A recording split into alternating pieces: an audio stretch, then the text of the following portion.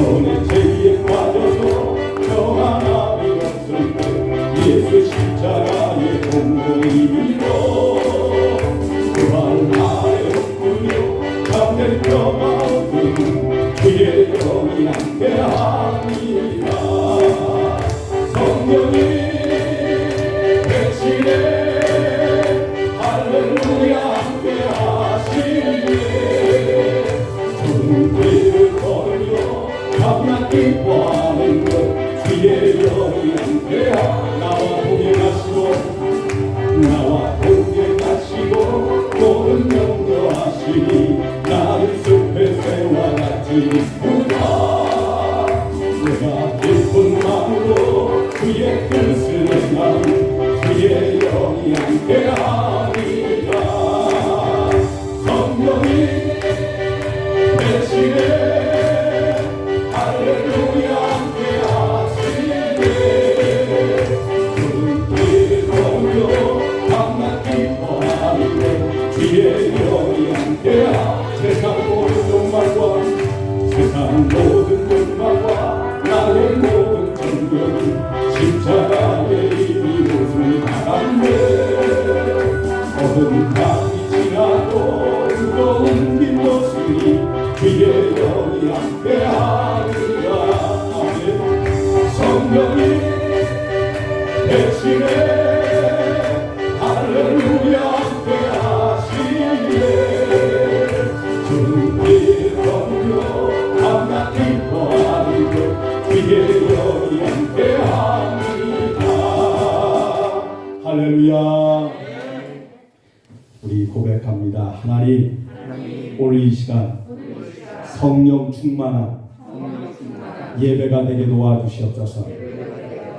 여러분, 우리가 성령 충만하게 되면 오늘 가사를 보니까 좁은 길을 걸으며 밤낮 기뻐하는 것 주의 영이 함께합니다. 여러분, 넓은 길을 놔두고 조그만 좁은 길을 걸을 때 얼마나 불편하겠습니까? 얼마나 힘들겠습니까? 그런데 성령 충만한 사람들은 좁은 길을 걸을지라도 밤낮으로 기뻐한다고 오늘 가사가 이렇게 얘기를 해주고 있어요. 저와 여러분들 늘 항상 기쁨이 넘쳐나는 저와 여러분들 다 되시길 간절히 축원합니다. 그리고 가사를 보니까 그 이유가 밤낮 기뻐하는 것 주의 영이 함께합니다. 우리 안에 성령이 계시니까 성령님께서 말할 수 없는 기쁨을 영적인 생수의 강물을 터뜨려 주셔서 기쁨이 차고 넘쳐지게 되는 줄 믿습니다. 우리 고백합시다. 하나님, 성령 충만하게 하여 주시옵소서. 어느 부흥 강사님의 간증입니다. 자기 교회에 28살 나이가 된 새댁이 한 사람이 들어왔습니다. 근데 어느 순간부터 그 사람의 얼굴에 우울한 얼굴을 띠는 거예요. 그러다가 그 새댁이 몸이 안 좋아서 이제 병원을 가봤어요. 병원을 가봤더니 유방암입니다. 28살 먹은 새댁인데. 근데 유방암도 말기예요. 그리고 자세히 조사를 해보니까 폐와 간까지 다 전이가 되는 거예요. 도저히 수술할 수 없는 그러한 단계까지 임했던 거예요. 그러다가 그 교회에 부흥회가 열렸어요. 거기에 있던 성도들이 그 세대 보고 그래도 모르니까 하나님께서 역사하시면 낫게 할 수도 있으니까 절망하지 말고 부흥성에 참석하라고 얘기를 했어요. 이제 세대기 부흥회에 참석을 했습니다. 근데 하나님의 은혜로 하나님이 얼마나 그 세대를 사랑했는지 그에게 성령 충만한 역사가 임한 거예요. 그날부터 성령이 임한 날로부터 기쁨이 차고 넘쳐지는데 얼굴이 과거에는 죽을 상이었는데 우울한 상이었는데 기쁨이 환하게 넘치고 웃는 상으로 싹 변화된 거예요. 그 한 주, 두 주, 석 주, 넉 주 계속 지나도 얼굴은 항상 웃는 상이에요. 그러면서 기쁘게 신앙생활을 하는 거예요. 그러다가 몇 달 뒤에 병원을 가봤어요. 몇 달밖에 못 산다고 그랬는데 아직도 건강해가지고 그래서 병원에 찾아가 봤어요. 병원에서 진단을 해보니까 암세포가 싹 살아있다는 거예요. 할렐루야. 성령님이 하시면 못하는 일도 기적도 일어나게 되는 줄 믿습니다. 오늘 이 시간 성령님께서 저와 여러분 속에 있는 성령님께서 오늘 이 시간에도 저와 여러분들의 질병들을 깨끗이 고쳐주고 계실 줄 믿습니다. 고백합시다. 하나님 역사하여 주시옵소서. 그러면 내가 성령을 받았는지 안 받았는지 성령 받은 증거는 무엇일까? 오늘 시간에 오늘 본문 말씀을 통해서 우리 같이 함께 세 가지 은혜를 나누려고 합니다. 첫 번째입니다. 오늘 본문 로마서 8장 12절에서 14절까지 있는 말씀을 요약을 해보면 뭐라고 하냐면 따라하겠습니다. 육에 속한 사람으로 살지 않고 영의 사람으로 산다. 그래요. 우리가 성령 충만함을 받게 되면 이제는 육의 사람으로 살던 우리의 삶이 영의 사람의 삶으로 싹 바뀌어지는 거예요. 목사님, 영의 사람으로 산다는 게 도대체 뭐고 육의 사람으로 산다는 것이 도대체 무엇입니까? 크게 우리가 간단하게 여러 가지가 있지만 두 가지만 말씀드려보면 첫 번째로 성령을 받은 사람은요, 영의 사람들은요, 자기 생각대로 살지 않습니다. 그러면 누구의 뜻대로? 하나님 뜻대로. 자기 생각에 맞추지 않고 하나님 뜻에, 하나님 말씀에 맞추어 나가야 살려고 하는 사람들이 영의 사람입니다. 성령 하나님, 내가 이 일을 할까요? 저 일을 할까요? 판단을 할 때, 결정을 할 때도 하나님께 기도를 해보고 성령님 알려주시옵소서. 내가 이 일을 해야 됩니까? 저 일을 해야 됩니까? 자기 뜻대로 고집 부리지 않고 하나님 뜻에 맞춰서 살려고 노력하고 하나님, 내가 이 일을 하게 되면 하나님이 기뻐하십니까? 아니면 하나님이 슬퍼하십니까? 하나님이 기뻐하는 일만 하길 원합니다. 그러면서 하나를 우리 속에 거하시는 성령 하나님께 상세히 물어봐가면서 기도하면서 한 가지 일들을 다 해나가는 이런 사람이 바로 영의 사람입니다. 여러분, 영의 사람은요, 어떻게 하면 내가 하나님을 기쁘게 해드릴까? 그런데 육신의 사람은 어떤 사람이냐? 내가 어떻게 하면 나를 기쁘게 할 수 있을까? 내가 기쁠 일이 뭐가 있을까? 내 만족을 채울 수 있는 일이 무엇일까? 이게 육신에 속한 사람. 근데 영의 사람은 어떻게 하면 하나님의 소원을 이루어드릴까? 어떻게 하면 하나님 기쁨을 드릴 수 있을까? 여기에 맞죠. 또 그 다음에 육신의 사람은요, 말씀을 자꾸만 멀리합니다. 근데 영의 사람은 꿀송이보다 더 달콤한 맛으로 느껴지고 하나님 말씀을, 하나님 뜻을 하나라도 더 배우려고 하고 하나라도 더 읽으려고 하고 하나님 말씀을 가깝게 가요. 또 그 다음에 육신의 사람은요, 하나님과 대화를 나누길 싫어합니다. 기도를 멀리 합니다. 근데 영의 사람은 하나님과 자꾸만 대화를 나누고 있습니다. 길을 가면서도 차를 타면서도 속으로 하나님 사랑합니다. 하나님 사랑합니다. 그러면서 하나님과 대화를 나누길 원해요. 대화가 바로 기도 아니겠습니까? 저와 여러분들 영의 사람들이 되기를 간절히 축원합니다. 이 사람이 바로 성령 충만한 사람이에요. 그렇지 못하면 지금 내가 성령을 받았어도 충만히 받지 못했구나. 그렇게 생각하면 되고 우리가 기름이 꽉 채우면 아무리 여기에서 부산까지 간다고 해도 든든하듯이 저와 여러분들 성령을 받되 성령을 충만히 받아서 신앙생활 할 수 있는 저와 여러분들 다 되시길 간절히 축원합니다. 두 번째로 육의 사람이 아닌 영의 사람으로 산다는 것은요, 성경을 보게 되면 데살로니가전서 5장 18절 말씀 보면 우리 따라합시다. 범사에 감사하라. 여러분, 마귀는 무엇을 가져다 주냐면 자꾸만 불평 불만을 갖다 던져요. 마귀. 근데 하나님은 절대로 그렇지 않습니다. 우리 속에 거하는 성령님은 절대로 그렇지 않습니다. 마귀는요, 자꾸만 남편에게 불평 불만하고, 마귀는 자꾸만 아내에게 불평 불만하게 만들고, 마귀는 자꾸만 부모님을 원망하게 만들고, 아버지가 나한테 해준 게 뭐가 있습니까? 어머니가 나한테 뭐 해준 게 있습니까? 자꾸만 불평 불만하게, 교회에 불평 불만하게 만들고, 하나님을 향해서 하나님이 도대체 나에게 왜 이런 고통을 주십니까? 하나님께 불평 불만하고, 이게 마귀가 가졌다는 거죠. 근데 여러분, 우리가 세상에서도 내가 너무 힘이 든데도 불구하고 아들이 찾아왔어요. 딸이 찾아왔어요. 엄마 사랑해요.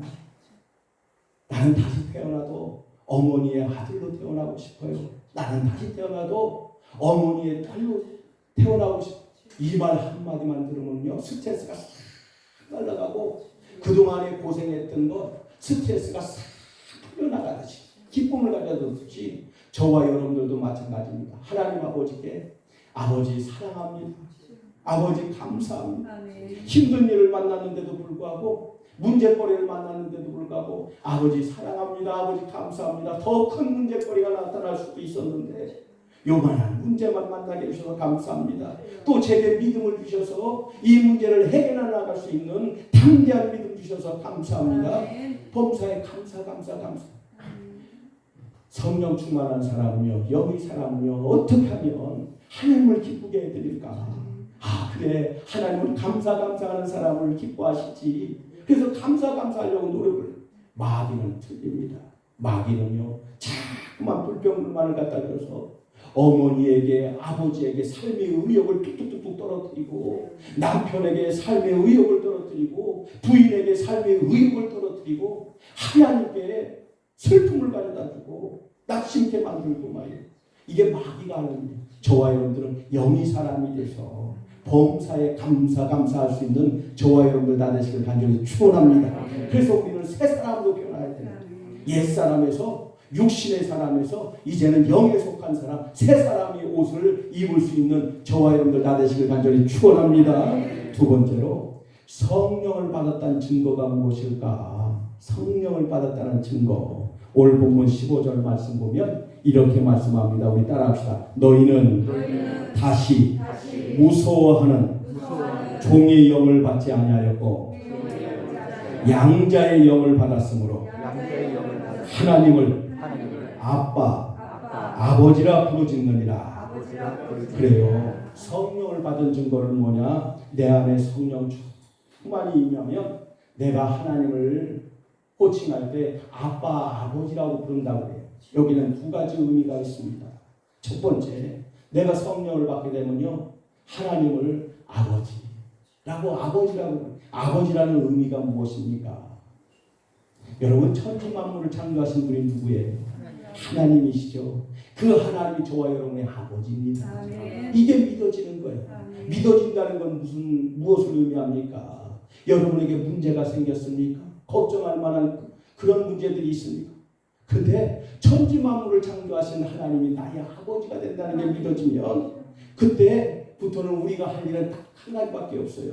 성경은 뭐라고 하냐면 구하라, 찾으라, 두드리라. 저와 여러분들이 할 수 있는 일은 뭐냐면 하나님 천지 만물을 창조하신 그 하나님이 나의 아버지라고 믿어지기 시작하면 나는 기도만 하면 되는 거예요. 구하기만 하면 되는 거예요. 아버지, 내 힘으로는 알 수 없지만 나의 아버지께서 해결해 주실 줄 믿습니다. 모든 것이 합력하여 선을 이루어 주실 줄 믿습니다.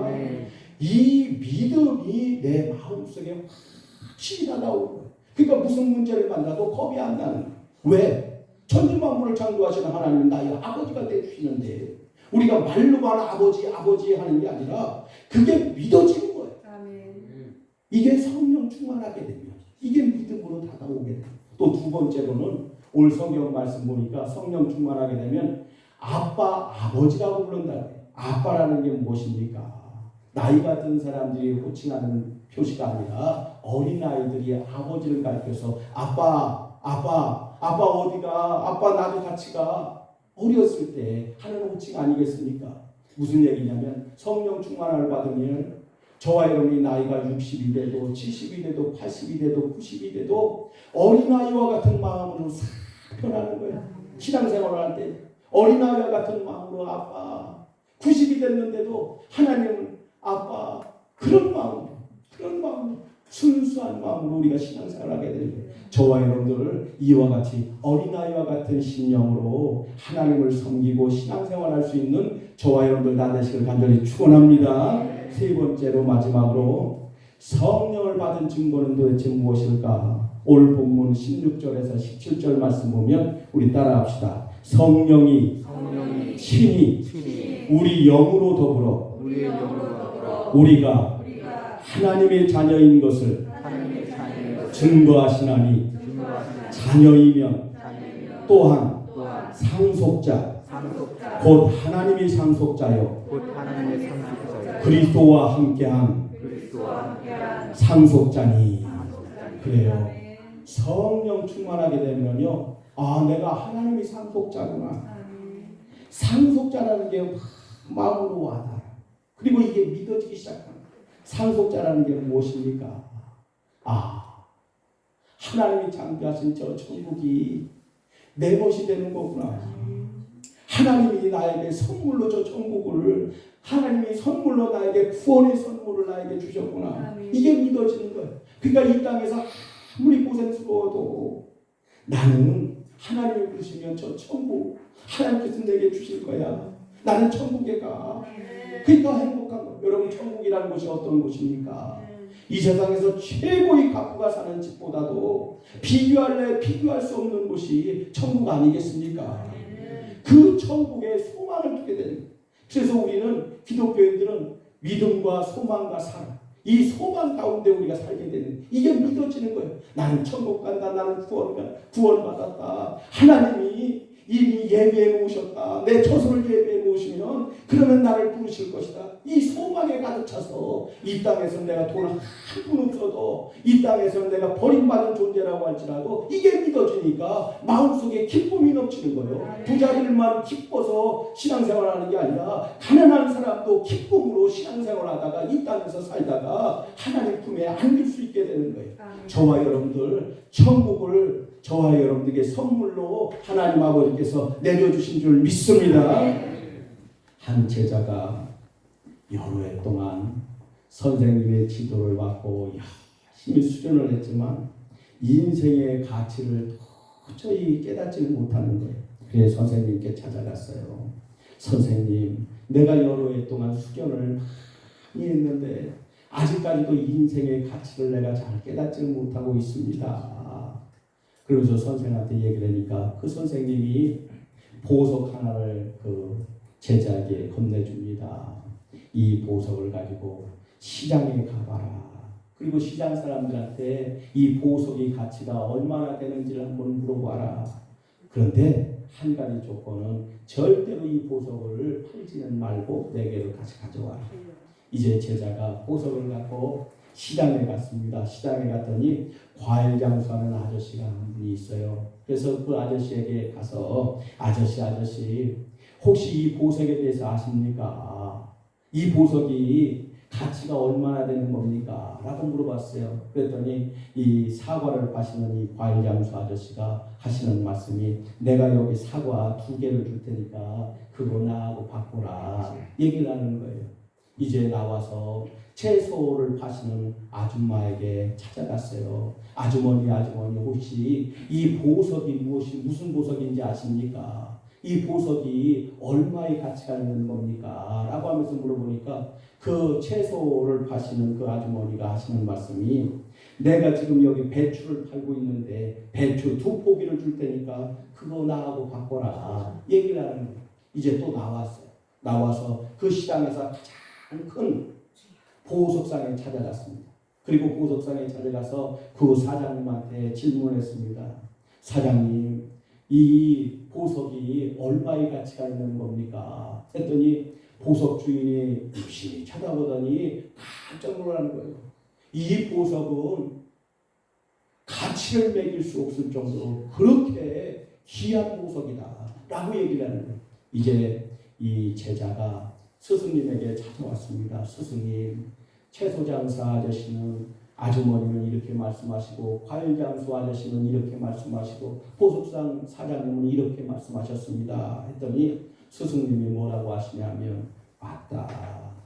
보석을 아는 사람이 진정한 보석의 가치를 평가를 할 수가 있고, 인생을 제대로 아는 사람만이 인생의 가치를 논할 수가 있단다. 그래서 스승이 알려주는 거였어요. 여러분, 그렇습니다. 성령을 받지 않은 사람은요, 이 단상에서 아무리 목사님이 성령 충만 받으라고 외쳐대도요, 성령을 받는 것이요, 배추 2포기만도 못하고 사과 2개만도 못합니다. 근데 성령을 받은 사람은요, 그 세상의 그 어떤 것과 바꾸자고 해도요, 바꾸질 않게 되고요, 그리고 저 천국 구원받았다는 게 얼마나 값어치가 나가는지 그걸 깨닫게 돼요. 저와 여러분들 성령 충만받아서 저와 여러분들이 상속자가 됐다는 사실, 천국을 유업으로 얻을 자가 됐다는 이 사실 때문에 기쁨으로 매일보다 동실 영적으로 춤을 추면서 살아갈 수 있는 저와 여러분들 다 되시길 간절히 축원합니다. 우리 고백합시다.